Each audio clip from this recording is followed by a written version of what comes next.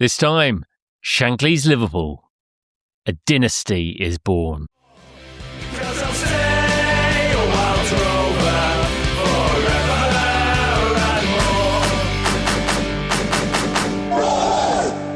Hello and welcome to By Far the Greatest Team, a podcast in which football fans attempt the impossible to rank once and for all who is the greatest team of all time. My name's Graham Dunn, making the case, as ever, for Oxford United. And joining us, the king of the data, is Jamie Rooney. Graham, good afternoon, good evening.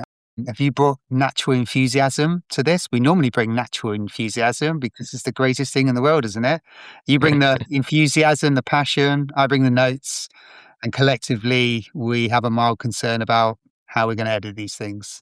The editing's always the nightmare of it. But yes, once again, we're continuing a little run of doing proper, decent teams. I think there's no disputing the fact that Bill Shankly's Liverpool are probably quite a well-regarded side. I would definitely concur with that, for sure. And I think what's fascinating about this one as well, as we're going to get into, and just shortly before we introduce our wonderful guest, Liverpudlian through and through, this sets up a saga as well. It kind of gives us an opportunity, if this goes well tonight, that we do Shankly Part 1, Shankly Part 2, possibly Paisley, and then into maybe Joe Fagan. I mean, the world's our oyster for the next 3 or 4 seasons with this Liverpool delight. And we did the prequel back in season 1, episode 1, Kenny Dalglish's team. We spent 5 minutes on that team and that was enough. Yeah, definitely. So we have, I think, between us, there's no shortage of Liverpool fans that we could lean on to talk about Liverpool. I know quite a few. I think I'm sure you know a few. But where would the fun of that be when you could get an Evertonian on? So I'm delighted. Thank you so much for taking the poison chalice. We welcome back Declan Clark. Hi, Declan. We hate Shankly and we hate St. John. But most of all, we hate Big Ron, and we'll hang the Copites one by one on the banks of the old Blue Mersey. So what is it? Blinker greats. Thank you and good night. I agree. I think we're done. No. Listen. I sang that song for a reason. The reason is because obviously that song relates. That we started singing that over this team. This is the era that we covered it, and obviously the reason that we hated them was because they were bloody good. So, I'm going to concede that. I'm going to be as I'm going to give them an awful lot of credit. To be honest, I assure you, and it's quite easy for me to do that because Emily Hughes doesn't come along till 1967. So yeah, I'm with you, Dec. I think this one I can appreciate and probably learn to love quite well. But beyond that point, we can swallow this. I think we can because it's an interesting time as well. And I mean, going back to the birth of Liverpool Football Club, weren't they born out of Everton Football Club? Didn't the two used to play together a long time ago? No. No, we begat them basically. So what happened was Everton was formed in 1878, and we used to play at Anfield. And then the landlord, Mr. Houlding, decided to up the rent to a ridiculous degree. So we decided, no, Mr. Houlding, you can shove that one right up your hole. And we moved across Stanley Park to Goodison Park. So Mr. Houlding, with a football ground and no team, formed his own team, which became the Liverpool Football Club in 1892. And I think when Liverpool, I mean, it won't be the first time we talk about this, but when they first started, I think their first 2-3 seasons, they played in blue before switching to their traditional red. And also they've got the liver bed on their shirts, and they're all very proud of it, but we had that first. Tell them that though. I love it. So Liverpool at this point, I mean, Liverpool were a kind of an established force, aren't they? They kind of, historically, they had won league titles before, but they're not, would they count as kind of sleeping giants at this stage? At that stage, when Shankly took over, I think they've been in the second division for about 6 or 7 seasons by that point. Something like that. I mean, we'd been there with them, but I think it was only for 1 or 2 we were there. We got out. But they've been there for quite a while, and they've been knocking on the door a bit, but the manager before Shankly, I think there's a guy called Phil Taylor, not to be confused with the Power Phil Taylor. He'd been knocking on the door for a couple of seasons before that, but then they had a stinking run of form at the start of the 59-60 season. They were mid-table, and I think they figured he'd taken as far as he could. He left. There was a caretaker manager, a gentleman by the name of Bob Paisley, who you might be acquainted with. And then they give the job to Shankly. Wasn't his first rodeo at Liverpool, actually, in terms of being put up for the manager's job. I think something like 9 years before they'd approached him. He'd been interviewed, and it all went horribly wrong because he was horrified to find that they expected the board would pick the players and not him. So he said, well, thanks. Do you know what's fascinating about that is that generally was what was going on during that period, as we talked about before, Graham, with Huddersfield. It wasn't until Sir Alf Ramsey came along in the early 1960s that the England team had a proper manager who was selecting players and not by the FA. But I wonder how much of that influence from Shankly being told that he couldn't pick the team influenced decision to go to Huddersfield Town, who had set a precedent with their manager, Herbert Chapman, as we discussed, where the manager was responsible for selecting the team. So I wonder if that kind of played into his mindset, the fact that he wanted that level of control. And obviously at Liverpool, he wasn't going to get that first time around, as Dex pointed out. I think he definitely did, because he'd had in his other managerial roles that he'd had before that, when he was at Grimsby. Was it Grimsby first? I think he went to. Yeah. So no, he went to Carlisle first and then to Grimsby. Carlisle first. And then it was Workington after that, before Huddersfield. And I think in each case he'd had a run-in with the board over something or other. More Carlisle, actually. I think they didn't match his ambitions. Though he wanted players, they weren't prepared to buy them, so we moved on to Grimsby. Grimsby, I think they were a bit homesick, actually.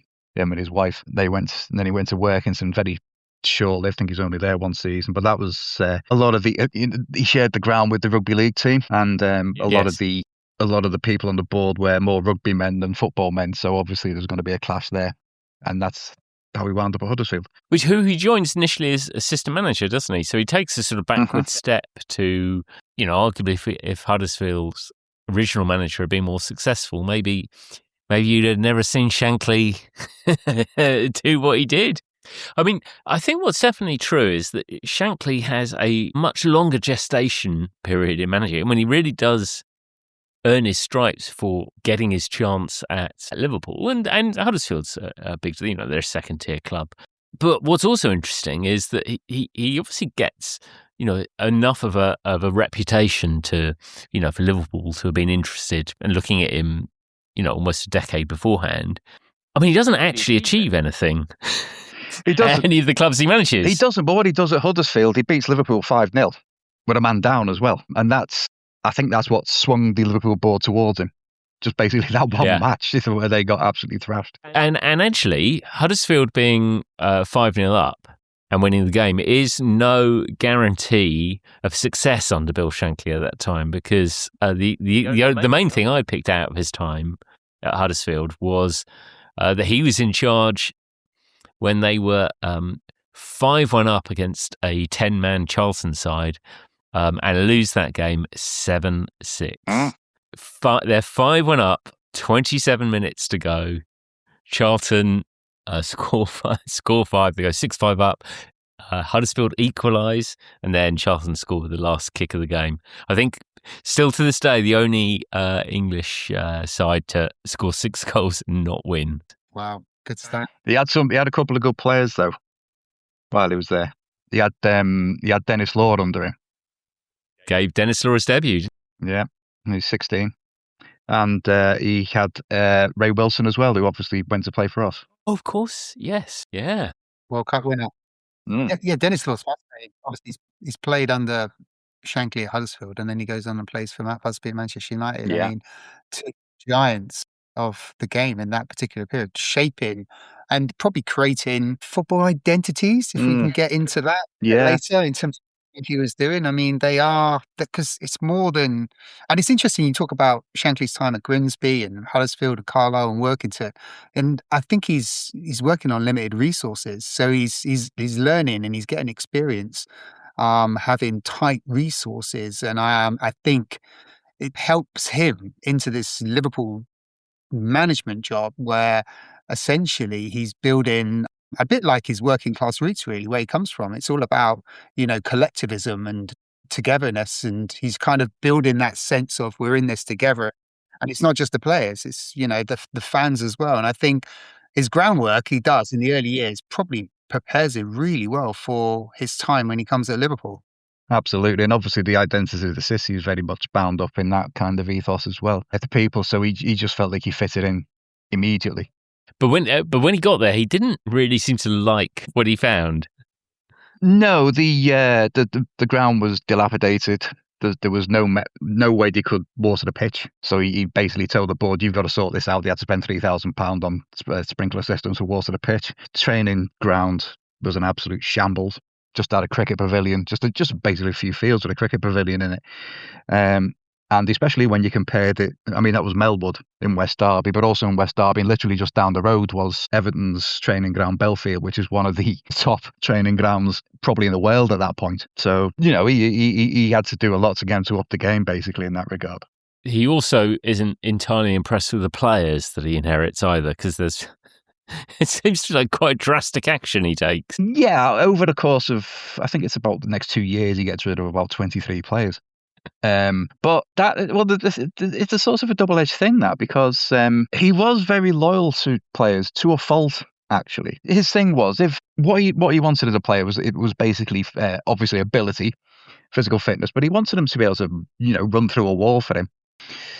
Almost a bloody mindedness. That's what he really saw, and that's what he really wanted in a player. That just that will to succeed, that will to win. That's what he really wanted, like a sort of iron spirit, if you like. That's what he valued as much as anything. And it did kind of. He sounds like he's ruthless, but then later on, as we may discuss, it sort of tripped him up a little bit. Yeah, a sort of a loyalty to the players that he worked with. Yeah, he was loyal to a fault, and as we might discuss what happens to this team, they get a little bit old. He holds on to some players longer than he probably should have. He's got a few. I mean, there's established names though in that team that he does inherit. I mean, he does have an overhaul his first 3 or 4 seasons, but Ian Callaghan's in there, Roger Hunt's in there, Moran, obviously a Liverpool legend in terms of what he goes on to do in the background. Jimmy Melia is there, so he's got some pretty established players in that squad that do play a role in terms of shaping that early Shankly team. But I mean, he definitely has to put his own stamp on it in terms of later seasons when he starts bringing in a few of his own players. His own players also that he kind of recruits that sit and shape in his image as well. I think that's how he shapes Liverpool as well, because he expects the high standards, he gets the low standards, and he brings the standards up to another level, especially in terms of what and how they manage themselves from a training perspective. I think he changes the whole routine in terms of how they prepare for football matches. One of his players there as well, when he arrived, was Jerry Byrne. He survived the first cleared out, and he was actually on the transfer list when Shankly arrived. And then he went on to have a great career with them until 69 he finished, I think it was. Also, but on the other side of the coin, they had Billy Liddell still there, who'd been playing since 1938, absolute Liverpool legend, one club man. And he was just coming to the very end of his career at that point. And he's like, "Oh, well, don't worry, you've got me natural successor here." And his natural successor was a guy called John Morrissey. And the board of Liverpool sold John Morrissey behind Shankly's back, 1962, I think it was. And they sold him to Everton. What does John Morrissey do? He wins the league in his first season at Everton. So it's interesting to see, what could have been. But some of the players obviously he had. He's got kind of the spine of his team. And then obviously he makes some very shrewd signings. Ian Callaghan, I only mention this because I'll forget otherwise. It's actually fascinating. It's just kind of you're looking at James Milner and the ridiculous length of time that he played, but Ian Callaghan played for a crazy period for Liverpool, and I gather he only ever got booked once for Liverpool, and that was in the replay of the 1978 League Cup final, right at the end of his career. Yeah, right at How annoyed must you have been? Now I appreciate it was possible to get through the 1970s without getting booked. Was doing quite a lot, but yeah, I mean, he was an absolute legend. He as an Evertonian, he was a fantastic player. He really was, and club legend, obviously. So Shankly, one of the other things Shankly does, and I think he almost do this from the start, because I think when you think about Shankly and you think about his legacy and what he achieves, it all goes back to this Anfield boot room, doesn't it? And Shankly introduces that, and it's actually literally a room as well as a kind of a legend, stroke myth, stroke ethos. Yeah, that kind of happened by osmosis almost, I think. It was just probably because he had a few chairs in there. And I think actually there's a rumour that it really started because Joe Fagan used to store Guinness in there, which is interesting. But yeah, it's just a no frills, uncomplicated place where they could just go and sit and talk. Yeah, I think it is Joe Fagan who's credited with the boot room, not Shankly himself. And I don't think Shankly himself spent a lot of time in there. I think it was his coaches that would spend more of the time in the boot room. So clearly they just wanted to get away from the gaffer. They just wanted without the boss man giving them grief. Yeah, I did that little cabal of, as you say, Fagan, Paisley, Ruben Bennett.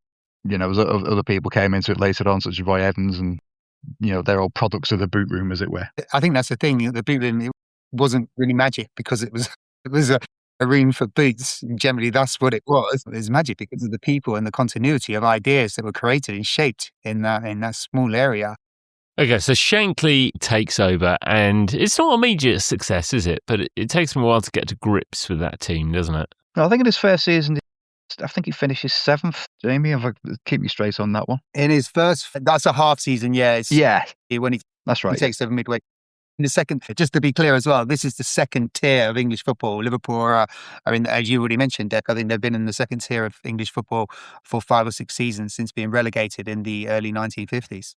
And the kickstart, I suppose, as we've discussed, they've got some key players there already who go on to become key players, Tommy Lawrence, Roger Hunt, Ian Callaghan. But there are 2 signings which seem to really be the kickstart to this and what turns that round, and that seems to be bringing in Ron Yates and Ian St. John. Yeah, he regarded those 2 signings as the turning points. He got an eye on the board by this point, who he convinced, we need to sign I've got 2 players who will turn this round, and he already knew the 2 players he was intended to sign, and the board was sort of umming and ahhing about, how much it's going to cost, so we sign him. He said, can we afford to sign him? And he said, well, can you afford not to sign him? He was told, and that's when they brought in Yates and St. John. Yates in particular, I think, was key to this. Yeah, Yates does appear. I mean, he makes him, I think he's captain immediately. I think he comes in, and he's still quite young at that point, I guess.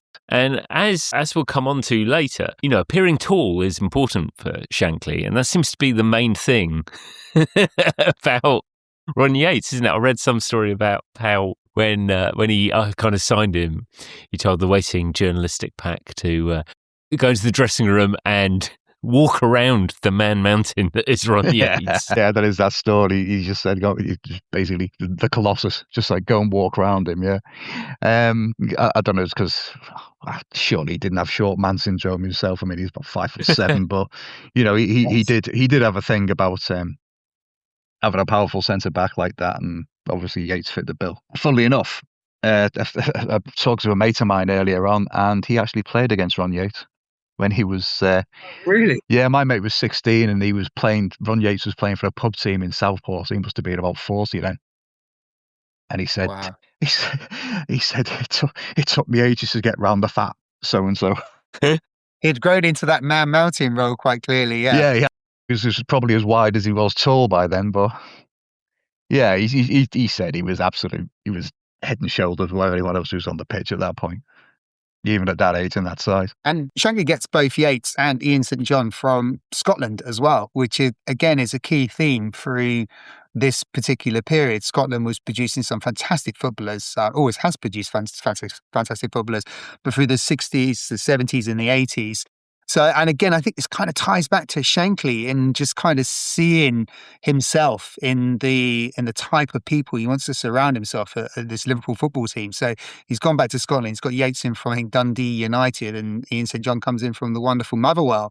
And it's a big step change for them because they're playing top tier Scottish football, and they're being asked to come down to Liverpool, who, they've won 5 championships in their history. They're up there, but they're, Arsenal, Sunderland, Aston Villa have all won more league championships at this period.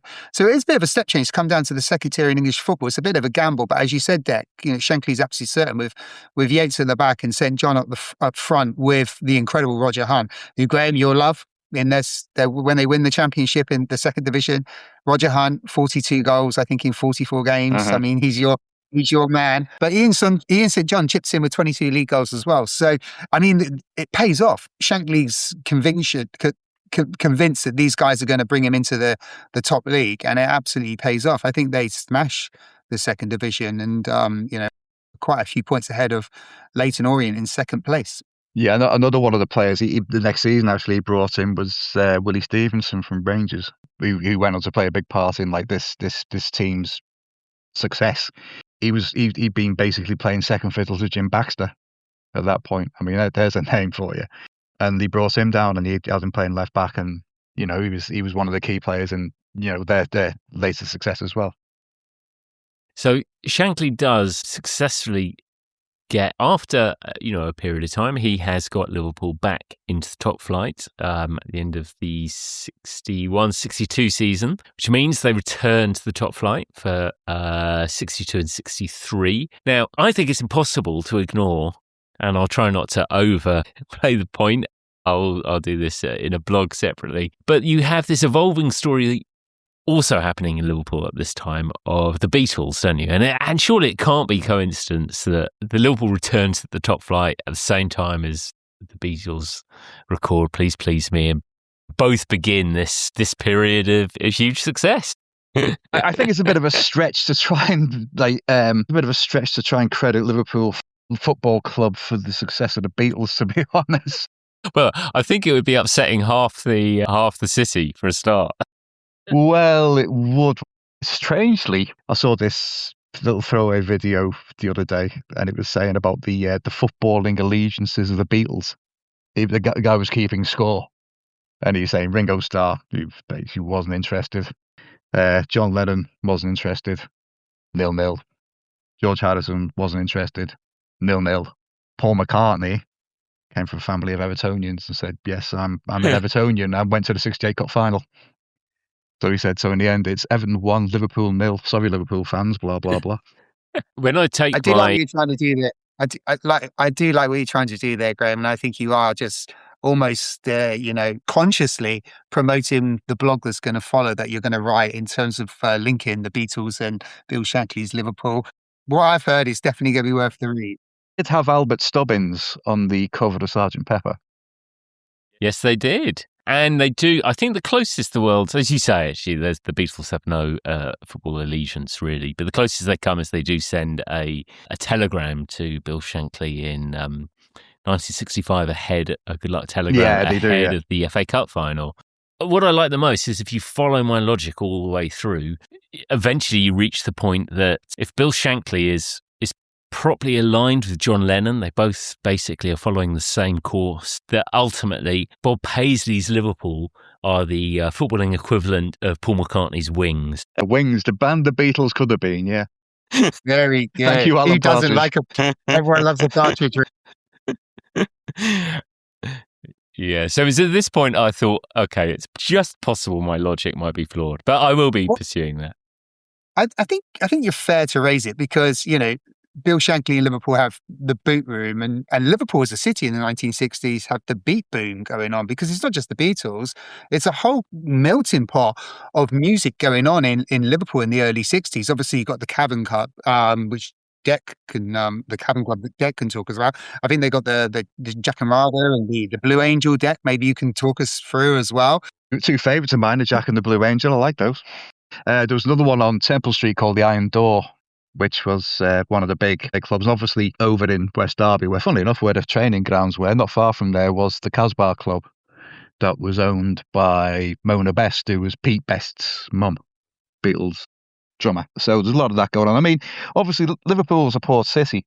A lot of the music came from seamen who were coming in and bringing like lots of records with them from the US, obviously, black R&B that no one had ever heard. They're bringing the rock and roll in, but also bringing this black R&B in, and that obviously creates this melting pot that everyone wants to start playing this stuff.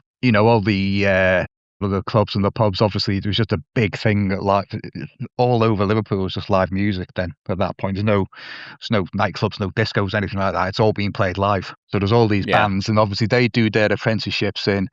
I suppose if there's a boot room, it's the back room of the Star Club or the Kaiser Keller in Hamburg. That's your musical boot room, if you like.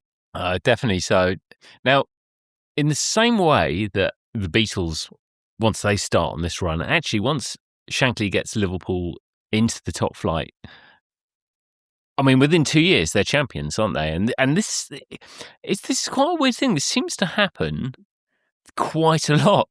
We covered a few teams. Obviously, the Brian Clough sides, Derby County, Notts Forest, Ipswich. They come up from the second division and they win the first division the very next season.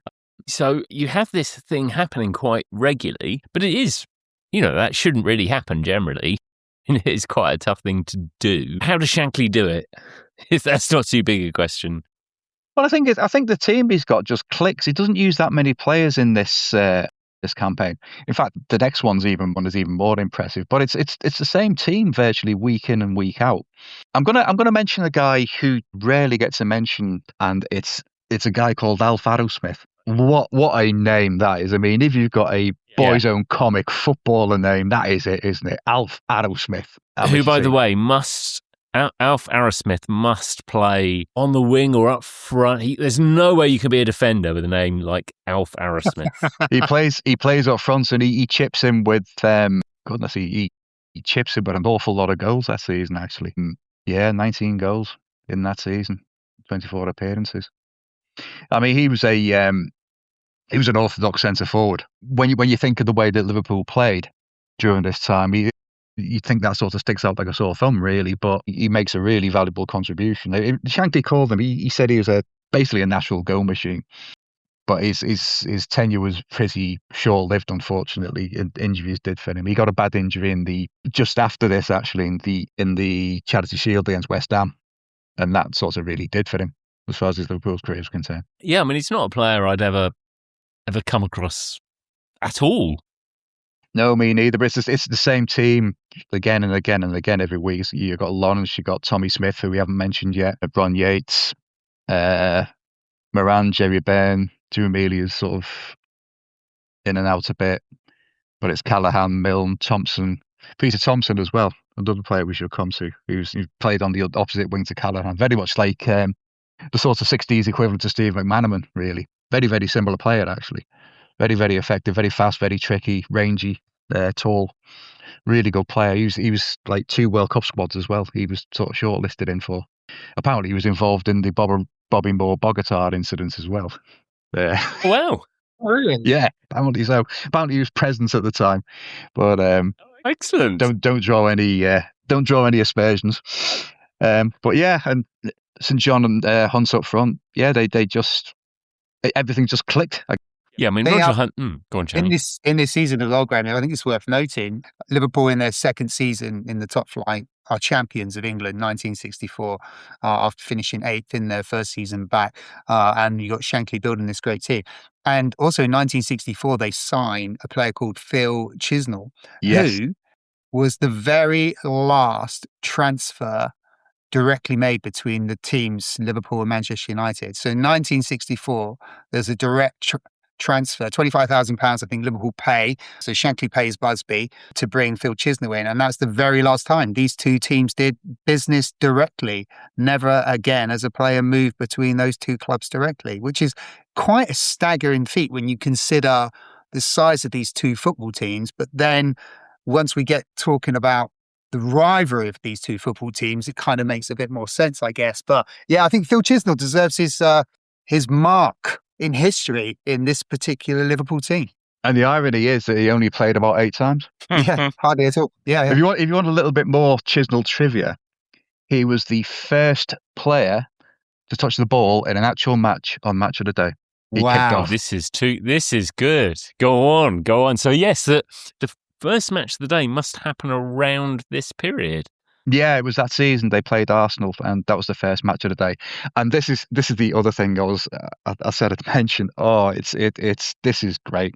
Nothing to do with Liverpool really, but it was to do with it was a thing about BBC Sports in the '60s, and he talked about match of the day, and the editor was on there, and he said when we started, we used to edit the videotape with a razor blade and a glue. And they said first edition, they literally got it together 45 seconds before the transmission time. And said, so they put it on and they're watching it. And they see about a few minutes in, they see Ron Yates take a throw in near the halfway line. And they said it cuts the ball coming into the penalty box and there's a hoo-ha and the Liverpool player nearly scores. And it's Ron Yates. Now, I don't think Ron Yates was known for his speed. I mean, I don't think he had the ability to chase and get ahead of his own throw-ins. So I think there might have been a little bit of a glitch in the editing there. I'm sure no one noticed. It was the birth of football highlights and the birth of continuity as well. There you go. That it's incredible, actually. Yeah, 1964 was match of the day, wasn't it? The first time. And this is back in an era where Bob Lord was the chairman at Burnley, and Bob Lord was very suspicious and against televised football. He didn't want it, so he was worried that it would have the TV audience. I don't know if this is 100%. I have checked this, and you may have this as well, Deck. But I think that first match of the day that was televised between Liverpool and Arsenal at Anfield, and the BBC, which was on BBC Two, 20,000 people tuned in to watch it, apparently, which was far less than what would have been in the crowd that day at Anfield. I think Match of the Day's viewing figures have picked up since then, but yeah. I think at the time, BBC Two being on 625 UHF, you had to have new TV, new aerial. There was only a couple of transmitters, and it was in the southeast of England, really. So that kind of explains the viewing figures a bit. But like you were saying, Jamie, it is true. I mean, obviously there was very little football on TV at that time, and it's one of the interesting sociological things is that in Liverpool, certainly in the 60s, well into the 70s, actually. I mean, say I as an Evertonian had been around about that time, like the early 60s. If Everton had been away, I might well have gone to watch Liverpool, as many people did. If, people, even an Evertonian, and obviously Everton were away and you weren't going, then you'd maybe pop in and watch Liverpool, and vice versa. Yeah. Especially, with the kids as well. They used to open the gates 15 minutes before the end, and like the kids would geg in, and just get them for nothing. But it generally was a thing that, it's just people wanted to watch football, and they had their allegiances, but, it didn't matter if you want to watch Liverpool. Yeah, fine. But I think this is quite a normal thing in English football during this period, that you would watch, if you had two teams in the same location, you would watch one week and one the other next week. Because this is 1964. This is a period we've just jumped to now. English motorways are a very new thing that we've only just started building. So getting from one location to another location in the UK for away games is a serious mission. You're relying on, dirt track roads or some B roads or the train, which was super slow as well back then. So going to an away game would have been a very unusual experience. So if you wanted to watch your weekend football, you're right. You watch Liverpool on one Saturday and the next Saturday you watch Everton and vice versa. And that would be the general makeup of how football fans kind of digested their football through this period. And then we got the birth of television, Match of the Day. Which this new thing is changing everything. Yeah, well, one of the things we're going to say as well in that time, they used to have the Christmas and Boxing Day fixtures. You used to have teams who were very close together geographically, and then you'd have let's say it was Liverpool against United, or Liverpool against Burnley, something like that. They'd have like Liverpool against Burnley, and then the reverse fixture like 2 days afterwards or something. So the first goal scorer on Match Today is perhaps no surprise, is it? As he scores quite a lot of goals over this period. Roger Hunt, I think, is the first player to score a goal on Match of the Day, and his goal scoring record is pretty sensational, isn't it? It is. He held the. I think he still does hold the record for the number of league goals scored.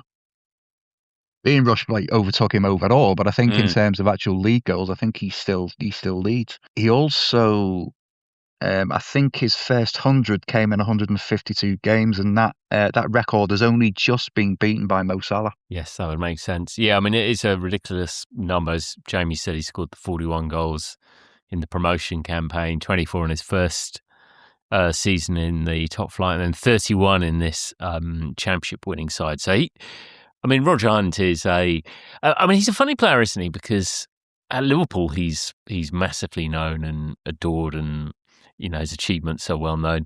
But on the if you're not a Liverpool fan, probably you maybe best know him for turning away when he could have headed the ball over the goal line. He could have put it in anything. Just put it in. Nah, he wasn't getting anywhere near that.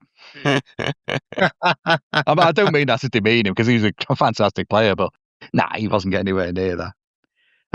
Interestingly, he got booed at a lot of England games after that, because a lot of guys in the South reckoned that he had replaced Jimmy Greaves in that team after Greaves got injured. And he used to get booed at it actually led to the end of his international career. He just said to Alf Ramsey, I don't want to play anymore because I just keep getting booed. And it actually wasn't him who replaced Greaves, it was Jeff Hurst. But it would be quite tough to boo Jeff Hurst after his hat-trick. Yeah, they probably booed Roger Hunt for turning away with his hand up. So Liverpool win their first title since 1947.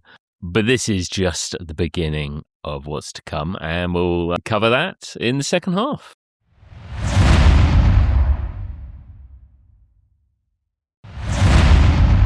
Okay, so welcome back. We're talking about Bill Shankly's Liverpool. And whenever you're talking about this Liverpool side and Shankly, everything is about kind of legacy and what he set going, and almost this image of Liverpool and many of the things that go with Liverpool. So much seems to date back from there. And even aside from the Beatles, that includes music, doesn't it? Yeah, there was a Panorama documentary about that time, and it's showing you the Cop, and they're all singing Beatles songs, and because obviously they're just playing it over the Club Tannoy and stuff, and it's just amazing to see them all swaying all over the place, like singing "She Loves You." It's probably the same at Goodison, but it's a real sort of period piece when you see that. It's fantastic to watch. It was typical though, wasn't it? I don't know if it was just at Anfield, but I think there were many grounds would have played in the 1960s to keep the fans occupied before the football started would be the top 10. Yeah, the pop charts, top 10 would be played out. So you got an opportunity to sing in unison like they did at the Cop end. Yeah, as I said, it'd be football grounds all over the place. Because obviously you got it's like the birth of youth culture, pop music, all that coming through. It was a bit of a shift change. It's quite funny to see the old guys in the Cop play. A lot of them are thinking, "What the hell is this?" But some of them are actually singing along as well, which is you'd expect to say, "Oh, turn this bloody rubbish off," but no, they're actually singing along as well. And we've got "You'll Never Walk Alone." Obviously, becomes the song that Liverpool are really identified with. I can see what that's doing to you.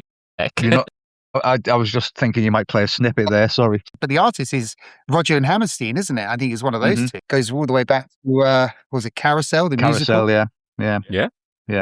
But it's Jerry and the Pacemakers, which are obviously give it its relevance. Yeah, they recorded it just basically on the grounds that Jerry Marsden liked it. I think that was the only reason, really. So they did that version of it, which that too, that got picked up everywhere. But I think no, this is the interesting thing that they say they sort of own this. But it sort of did become part of their culture, as it were. If you watch any sort of football match from the even to the late 60s and even to the early 70s. It's not just Liverpool, you'll hear that song. You'll hear it. You'll hear renditions all over the place. But it plays into this whole kind of narrative of what Shankly's doing. He's building club identity, and I think the fans get it. Because, the song itself, it's kind of about hope, endurance, togetherness. And, that's kind of what Shankly's doing, isn't he? He's trying to, he's matching the emotional tone of the terrorist support with the football team to create this collective identity, which Shankly was building on the football pitch. It's all going hand in hand. Rumour has it Jerry Marsden was a Blue until they adopted that, and then he conveniently switched. But I couldn't possibly comment. Another part of that image thing is actually a very direct part, because Liverpool obviously qualify for the European Cup, having won the league title, and they embark on their European campaign. And Shankly appears to come up with a sort of a novel idea for what might help them in Europe, and it has a long-lasting effect on Liverpool. We're talking about the kit. Yes. I did have to think then for a second. I thought, what, was he overwatering the pitch or something? No, it's the kit, isn't it? Yeah. So until that point, obviously their kit was very much like Manchester United. It's red shirt, white shorts, white stockings. But it's around about this time for the European games that he adopts the all red strip, which apparently was not just his idea, it was an idea jointly concocted with Ian St John. The theory being that it would make the players look taller, and Ian St John not exactly being the Harlem Globetrotter in that regard. He's obviously thinking any psychological advantage you can get, I'll take. Shankly being of similar stature, he's thinking, yeah, that seems like a good idea, that. And then they put it on Ron Yates. They basically say to him, Ron, got a new kit here for you. Do you want to go and try it on? And they looked at him and thought, oof, yes, we'll go with that then, shall we? So it's a bit of, I guess, it's psychological warfare for the European matches. Yeah, it's. I mean, it's not unusual about what's going on, because just 3 seasons prior to this, just across the hills, Don Revie, how do we get going? I forget. It's Revie in Liverpool. Revie everywhere else, Revie in Liverpool. Not Revie. We'll come to that with later on when we talk about Ajax and Johan Cruyff. Leeds have switched to an all-white kit. They've moved from their traditional blue and yellow to an all-white kit because Don Revie, it symbolised what Real Madrid played in, and therefore it was going to create this visual look and psychological mindset in the opponents of their team. And I think Shankly's doing the same thing. Now, there are various reasons for it, though. It comes between the 2 games when they play Anderlecht in the second round of the European Cup.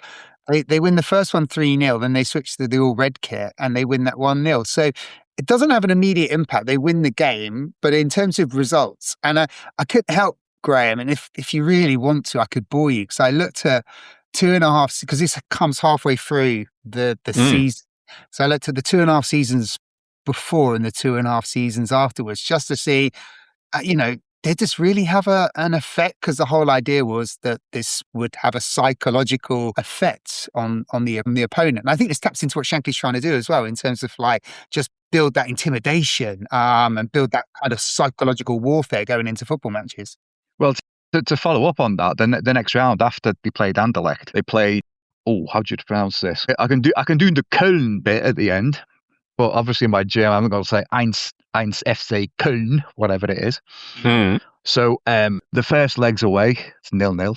The second leg's at Anfield, 0-0. The third leg they play at the Hazel Stadium, of all places. It ends up 2-2. Yeah.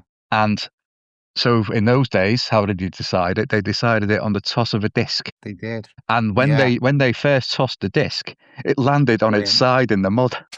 So you've had 2 0-0 draws, and then the disc lands on its side. Wow. We're both in the next round. So eventually tossed it again, Liverpool won. So it doesn't seem to be having much of a psychological impact at this point. But there's definitely it's weird watching how the manager's role has changed. And as you say, Jamie, back in the original, it's more of an administrative role. You're not even really necessarily picking the sides or doing the tactics through this kind of era where managers are empowered with changing team colours.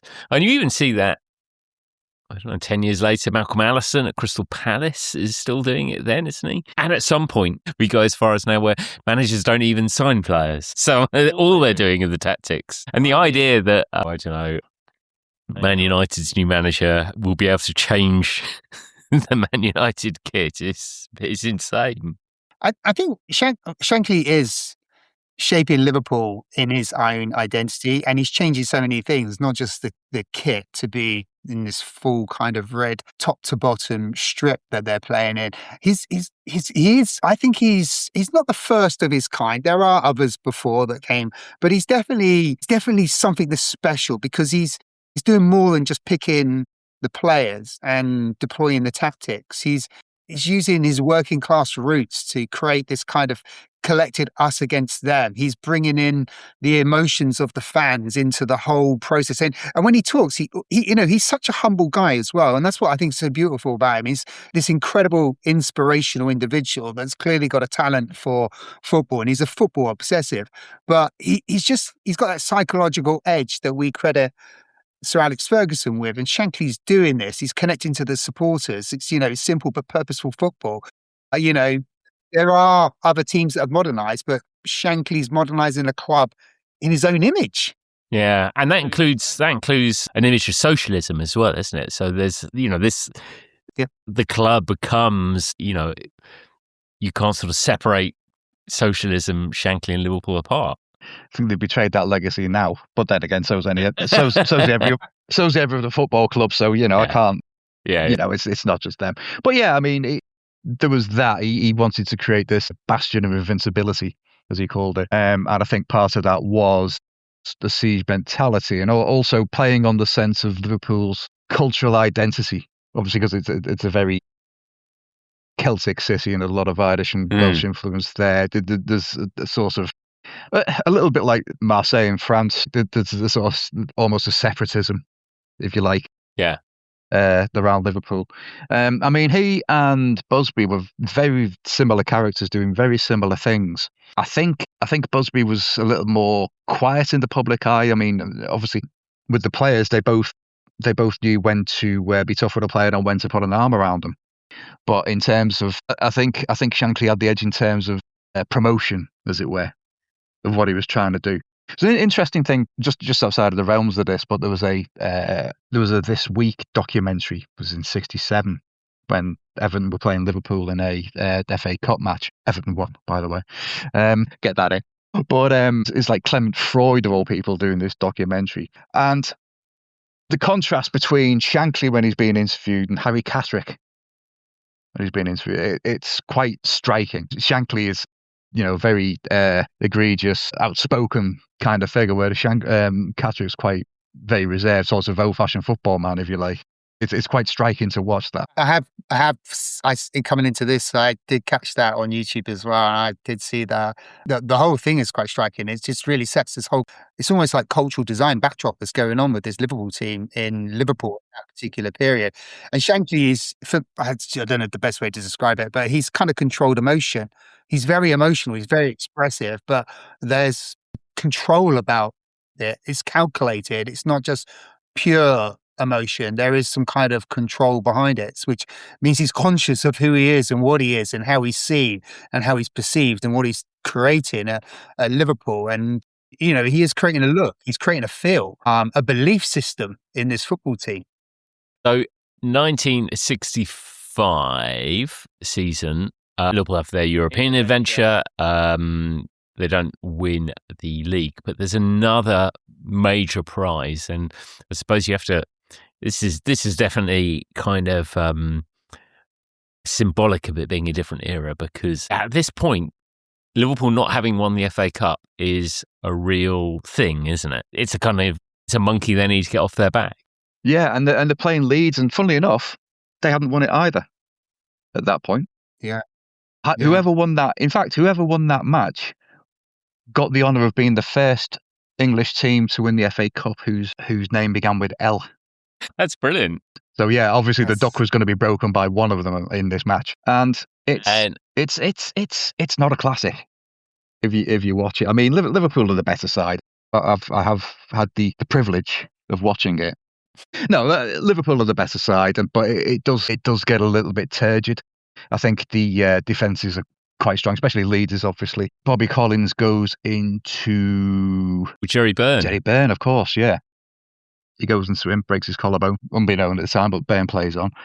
But then the rain comes down as well, and it turns the match into a bit of a stalemate. Not a classic by any means. So it goes into extra time. And step forward, and we've mentioned a few times on this pod already, but this is probably Ian St. John's great moment, isn't it? Yeah, Roger Hunt scores the first one, and you're thinking then, maybe that's it. But then Billy Bremner scores what I'll be honest, is probably the pick of the three, with a volley just inside the box, half volley. And then you start to think, well, maybe, I don't know, I guess it would have gone to a replay in those days. They wouldn't have had penalties in those days. Get the old disc out. Yeah, they should have got the disc out, yeah. The chat's going, I'm practicing. I'll definitely. What's the mud like? And there was quite a bit of mud on the pitch that day, yeah, so it might well have happened again. St. John settles matters with it was a really, really deft header, actually, he scored it with. And he wins it for them in the 113th minute. And in St. John is an absolutely fascinating player. And it especially if you kind of grow up, I never saw Ian St. John play. I kind of vaguely remember him being manager at Portsmouth, but not only in as much of a kind of almost Panini sticker type way. And then the first you really knew of him is when he starts appearing on TV, not just as a pundit, but as a presenter. So very similar to, him and Bob Wilson both have these kind of weird track records where they are, professional footballers who then end up not just as pundits, but as presenters. Yeah, he basically becomes Jimmy Greaves' straight man. Yeah, he does. And which is incredible because, Ian St. John was quite a funny guy as well, but obviously he's had to play the straight guy. And he was very insightful. Graham, I'm the same as you. I had no idea growing up as a kid that Ian St. John was a prolific goal scorer in a very successful Liverpool team. I just thought he was a TV personality that was helping the former alcoholic Jimmy Greaves get his career back on track.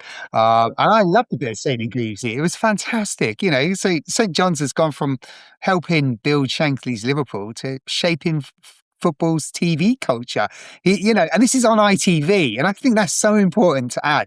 This is on ITV, which is a little bit different. It's a little bit more looser than the BBC's coverage of football, which was a bit straight and narrow. And you got that. If you got Donald Trump rocking up to do a League Cup draw, an FA Cup draw, goodness, yeah, Rumbelows Cup, yeah, as it was then, I think. Yeah. St. Greavesy, you've got something special here. But yeah, he was Saturday lunchtime TV for me growing up as a kid. Between like 85 and 1990, I just couldn't not be without St. Greavesy in my life. It's quite strange, obviously, because I'd known him as the very arse end of his career as a player. He went to Tranmere after he went to Liverpool. But yeah, it's quite strange to see him in that role. But yeah, he as you say, Jamie, he did. They did bring something new to football coverage. It was actually nice. I kind of miss them.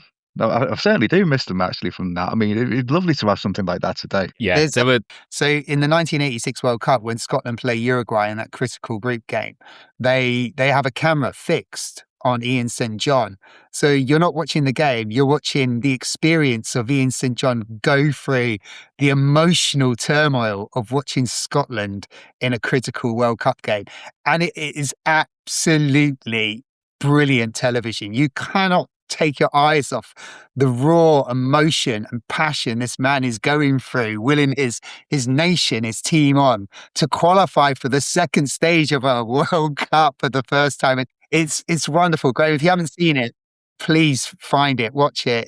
It's fantastic. His emotion is just wonderful. I haven't seen it for years, but it's ingrained in my mind because it left such an impression on me watching the passion of this man. It was wonderful. I loved it. It's an amazing thing as well that St. John was a decent boxer. Was he really? Yeah, he could have gone into boxing, but he hadn't gone into football. Wow. And I think it's the next season actually, it will come to in a second, but there's a match in that where they play Fulham and they're losing 2-0 and he goes in on the back of Mark Pearson, absolutely launches him in the air.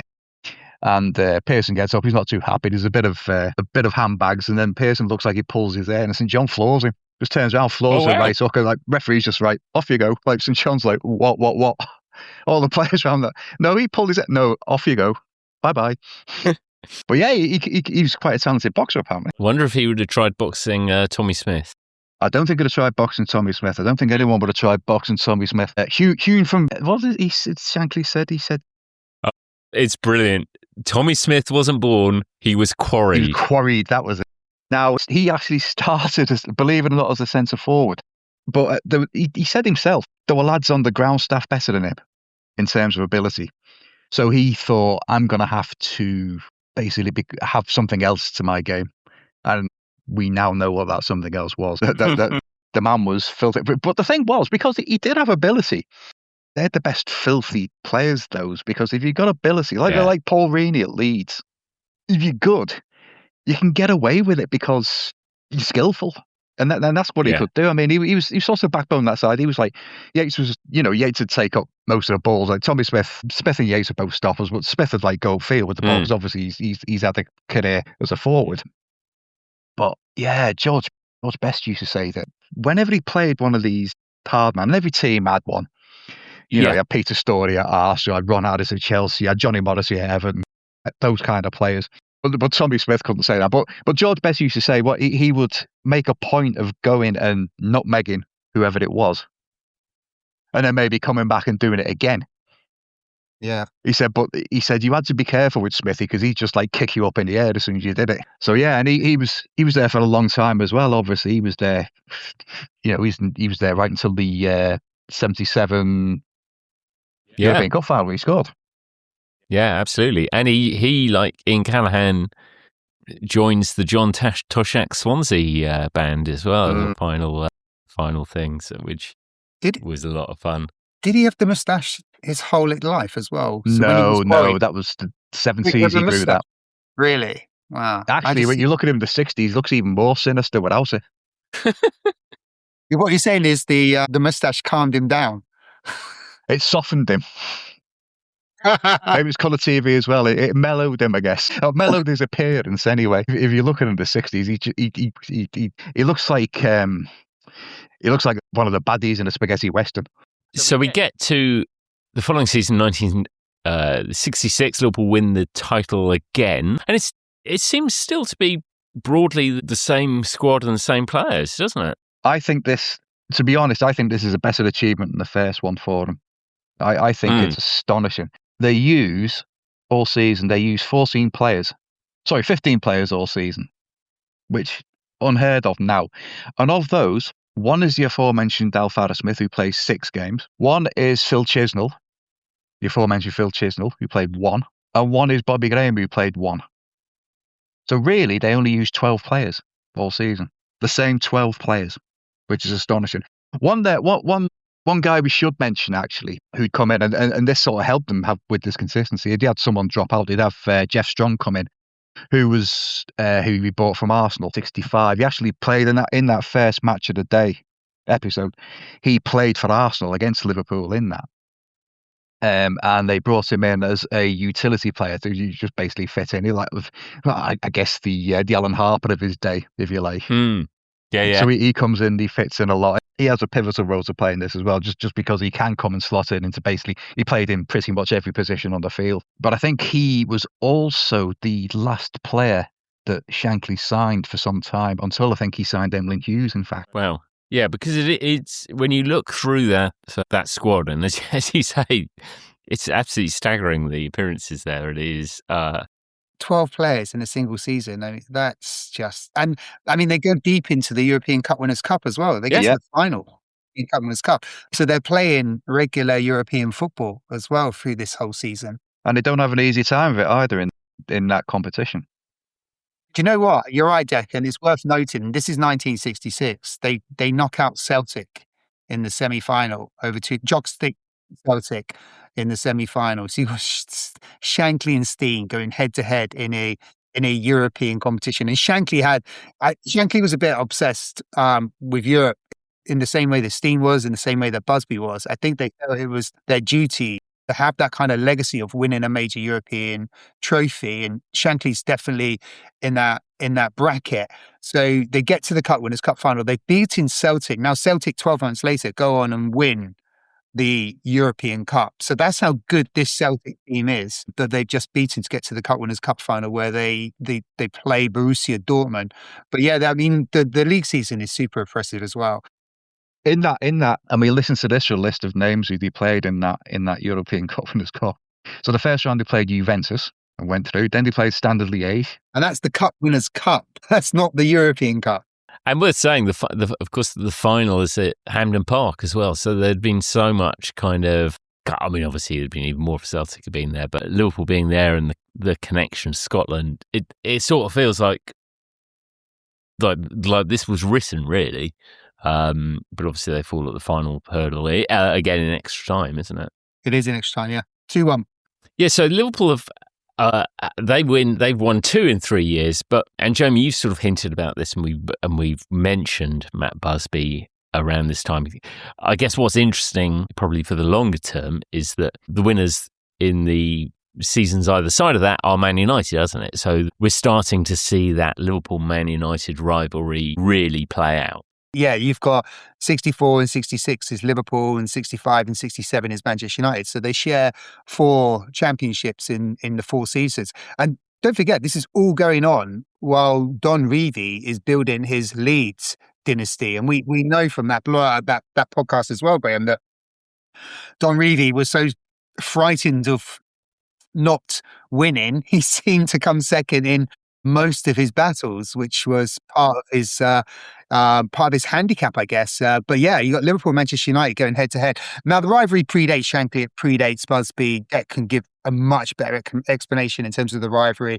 I think there's a wider City rivalry that goes back to the late 1800s, linked to the Manchester now era. But there is the rivalry between the two football clubs. I think the seeds of it are just developing in this period. When we talked about Chisnell earlier, Chisnell himself said that in those days it wasn't as much of a big deal for someone to go directly from Manchester United to Liverpool or the other way round. And it wasn't, but I think it's just basically partly predicated on the City rivalry, which is, as you said, it's got long-standing historical roots. Businessmen outflanking Liverpool economically by building the ship canal, as you say. Partly geographical proximity, just literally that. But I think from a footballing sense, United were a stronger side for a longer time. Obviously, while they were winning championships when Liverpool were still in the doldrums in the second division. Round about this time, obviously, Liverpool starts to win things and they become consistent. And obviously in Shankly, they've got a Busby analogue, if you like.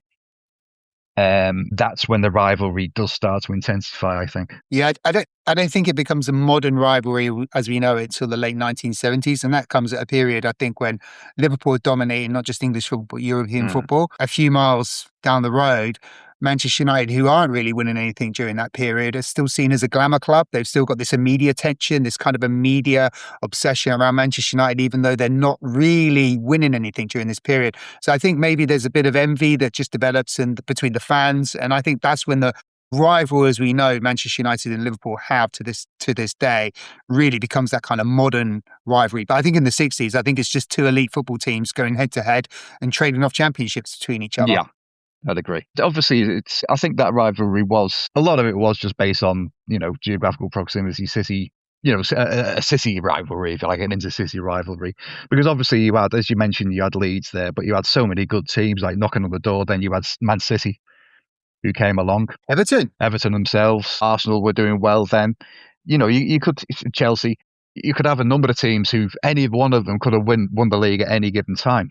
66 ends up as essentially the high point of this version of Shankly's Liverpool, doesn't it? I mean, they're competitive and they have some success, but in terms of trophies, in terms of the kind of success that they had enjoyed, things sort of start.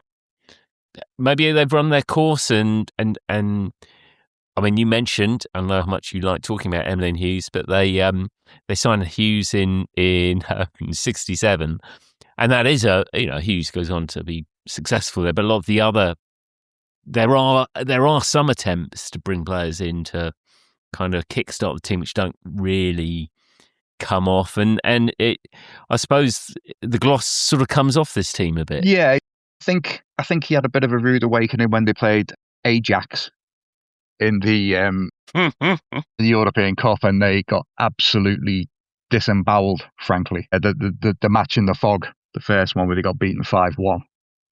And then the second leg, a much closer affair, but he still got beaten 2-2. But Ajax, I'm gonna keep the Scouse pronunciation, Ajax. Yeah.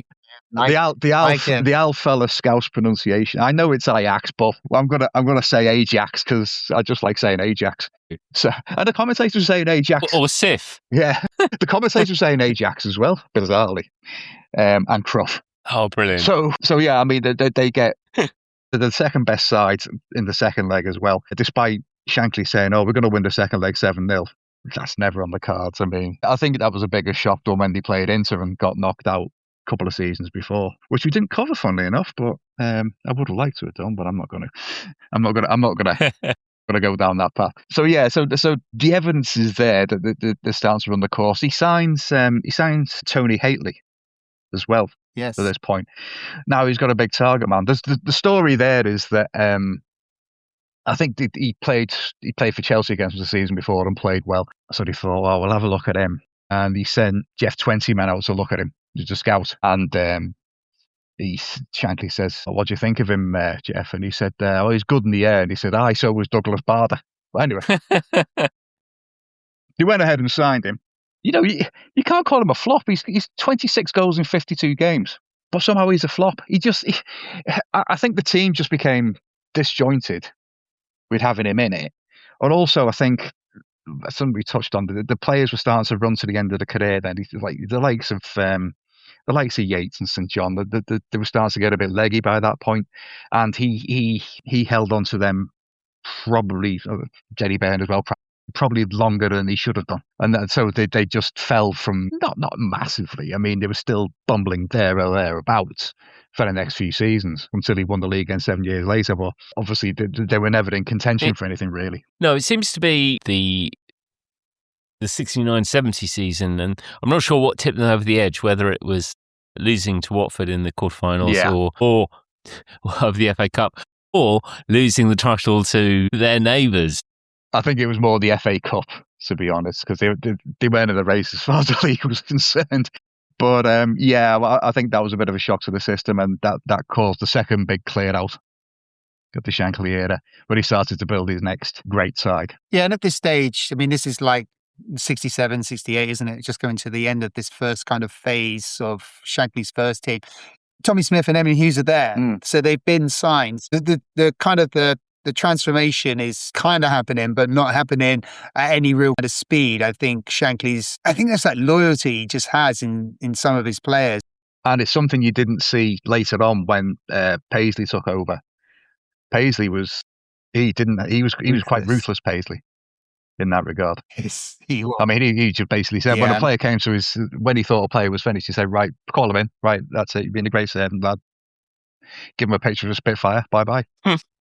Yes, I mean, I'm obviously going to point out that it's 1970, the point at which the original Shankly band splits up, which would be the same point that the Beatles split up, of course.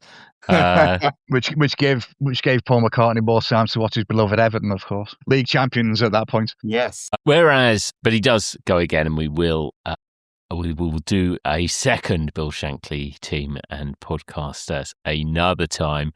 But it means Bob Paisley has to wait. I mean, that is probably the longest spell from being caretaker to actual manager. I didn't realise he was caretaker manager. I love that, Pat. And there he was this whole time. So you had to wait 14 and a half years. He's either a genius that's been very patient, or he really is picking up all of the best bits of Shankly and maybe the worst bits as well in terms of what not to do. As we talked about, we're letting players go along the way, because I mean the Paisley era is just it's just another level. Yeah, he was always regarded as the tactician, even in the Shankly era. I mean, Shankly was the manager, but Paisley was a tactician. As you would see during the Paisley era, when if they're 1-0 up at the end of a game and they're just passing it across the back four to the keeper, obviously he knew how to close a game out. Yes. I mean, they single-handedly caused the change in the back pass rule. I'm not joking. Yeah, I know.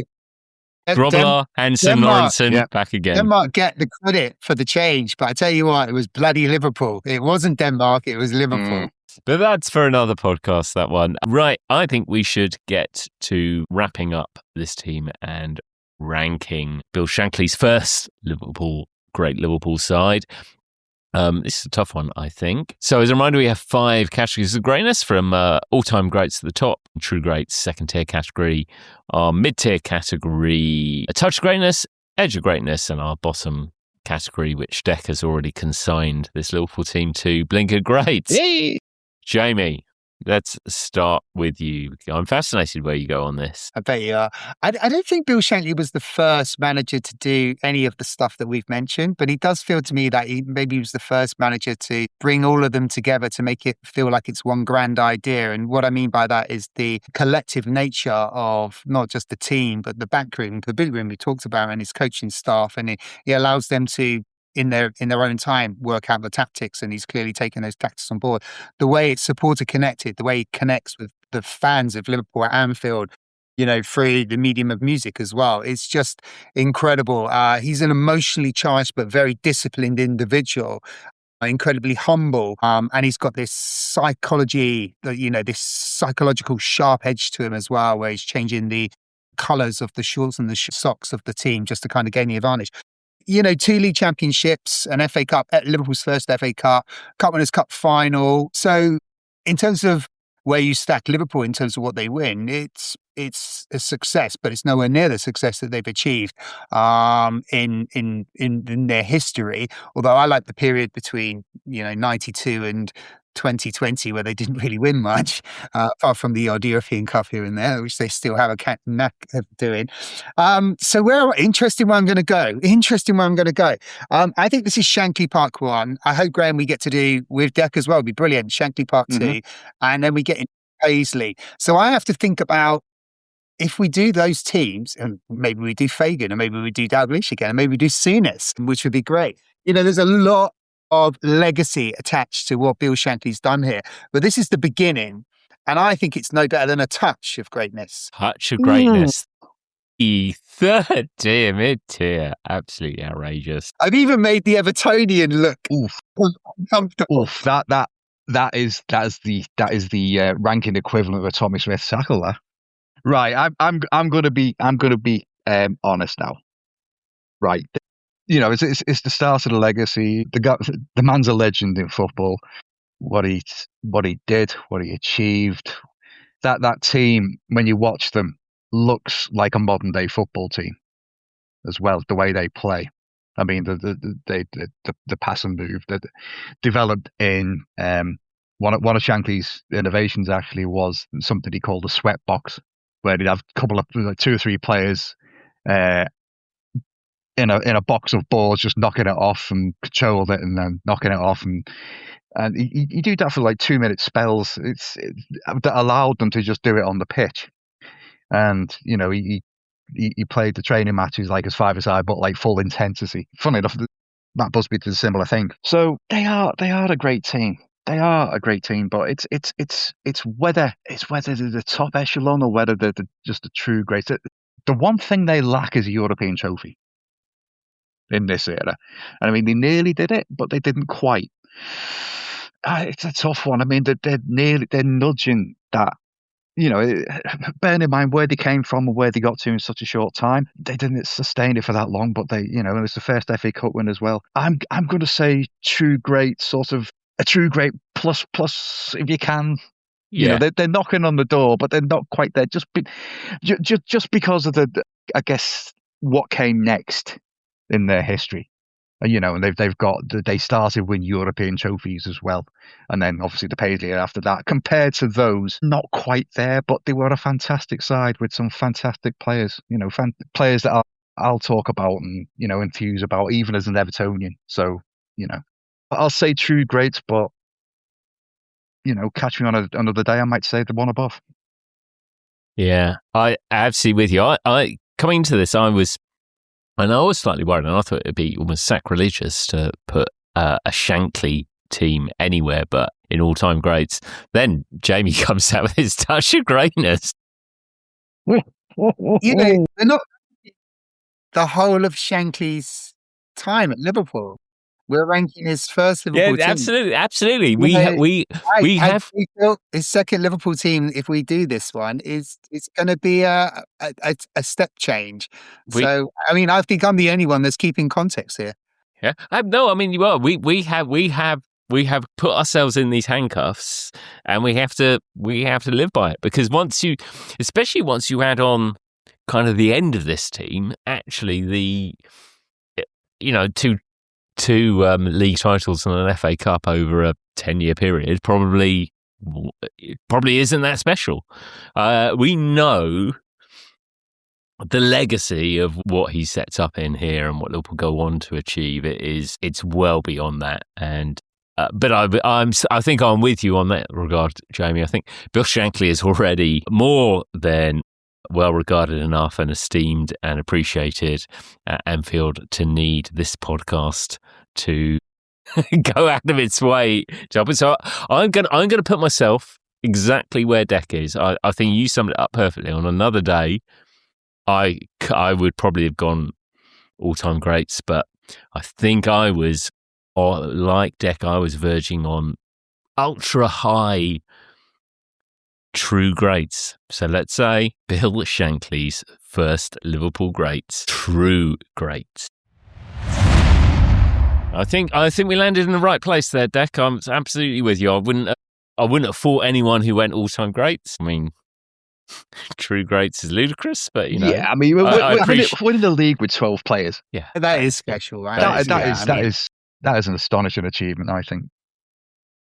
I feel I can walk away with my morality in check because I've ranked him in the third bracket, but then I've lost out to you two and they're in the second. So, they're in a good place and I feel clean and I don't need to go for too many showers after. Well, it's reassuring to me to know that the blue nose isn't going to be the one who gets all the hate mail afterwards. Yeah, it's coming my way. I'm always looking forward to the comment section on YouTube. What does that guy, he doesn't even know what he's talking about. He's clearly a Man United fan. It's true. It's very true. Do you know what though, Graham? I teased you in the stats I prepared about Liverpool pre All Red and yes, post All Red, and you just dismissed it. You weren't even interested. Go on. Have you got more to say? Well, as I said previously, I did look at the 2.5 seasons before and afterwards, and I can tell you that in the 2.5 seasons while Liverpool were playing in the white shorts and white socks, 102 games, their win ratio was 52%. Their loss ratio was 27.5. In the 108 games they played afterwards, their win ratio jumps a little bit to 53.7%. So it goes up 1.7%. The loss ratio does actually drop to 20.4%. So it drops nearly 7 points. It actually drops 7.1 point. So the loss ratio is much stronger. So overall, the win-loss ratio does jump up from 1.89 to 2.64 whilst they're wearing the full red strip. Now, I think this supports the idea of Shankly's symbolic and psychological leadership that was part of the broader performance of what he was trying to build at Liverpool. I don't think the kit plays a great factor in the psychology of their opponents. I think the sign that he puts up, "This is Anfield," in the players' tunnel before they come out, I think that puts much more of a psychological impact on the players because it reminds the players of Liverpool where they are and it reminds the opponents of Liverpool where they are. And I think that can have more of a psychological impact than just somebody wearing a pair of red shorts and red socks, which looks awful, by the way. When you do the edit, if you edit the bit out where you mention that you've done the stats in the original bit, then we can just cut that last bit out as well. No, it was interesting. I think I liked it. And the "This is Anfield" point is a very good one, actually, because that is one of those psychological things. It just is all part, as you said all along, and this is part of the Shankly thing. It's about building a story, isn't it? Building a narrative, building building belief. I want to say myth. I think. Yeah, belief. That's a better word than a myth. But it's kind of it is creating this legacy through in almost every different touch point, and that seems to be what Shankly does. Yeah, he's pushing Liverpool into one of the elites of world football, and they go on and become one of the biggest teams in world football because of what Shankly's been doing during this period. I think belief, Deck, is brilliant. I think that's exactly what he's done. I think he's channeling that across all the players said that the thing that he gave them most was just belief. They thought they could do anything after after the word with him. Excellent. Well, Deck, thank you so much. We know it's a tough gig. Me and Jamie have done it. We kind of make everyone do it eventually. We haven't made Field in Newcastle yet. We must make Field in Newcastle at some point. But it's almost like a badge of honour to have to go and take on the opposition. And I think you did that very fairly. Well, I'd like to think so. I actually enjoyed it, to be honest, guys. And I've no beef with this side at all. Mainly because it was mostly before I was born. So Yeah, that's easy. It's definitely easier if you don't have the individual personal grudges. Yeah. Brilliant. Thank you so much. Thank you, Jamie, as ever. Thank you, Graham. And you failed to get Oxford in, which was, a disappointment. So I thought you'd have brought that with something. But Deck, highly commendable, mate. That was absolutely brilliant. I really do have great respect for anyone who can talk about their rivals in such a complimentary and humble way. So well done in doing that, because it was tough for me, this one as well. thank you. It's a pleasure. Yeah, Don't edit me first bit out, though. That's the whole podcast right there. I mean, the edit, it's like 5 seconds long. Hello, Deck, blinking greats. Good night, Graham. Excellent. Okay, so that is us done with a great Liverpool side. We're looking at another great innovator. The Finger Boys are coming. The Wenger boys are coming. So next up, we are looking at the very first Arsene Wenger. Well, it's been years. We've been waiting a long time to do a modern day. Actually, to do an Arsenal side. Full stop. We're finally doing one. We are doing Arsene Wenger's first Arsenal title winners. That's next up.